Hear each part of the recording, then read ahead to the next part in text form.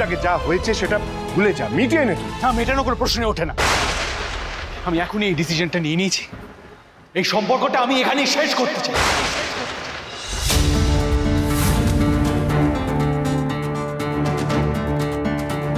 ছিলি ছিলি, আমি তোকে বলেছিলাম না, নিজের অধিকার এভাবে ছেড়ে দিতে নেই।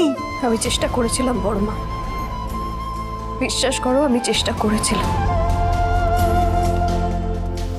কিন্তু কি বুঝলাম জানো তো, আমার কোনো অধিকার নেই। কি হলো, চলো। বললাম তো, আমি আপনার মর্জি মতো কোথাও যাব না। আমার মর্জি মতো আর কোনোদিন কিছু করতে হবে না।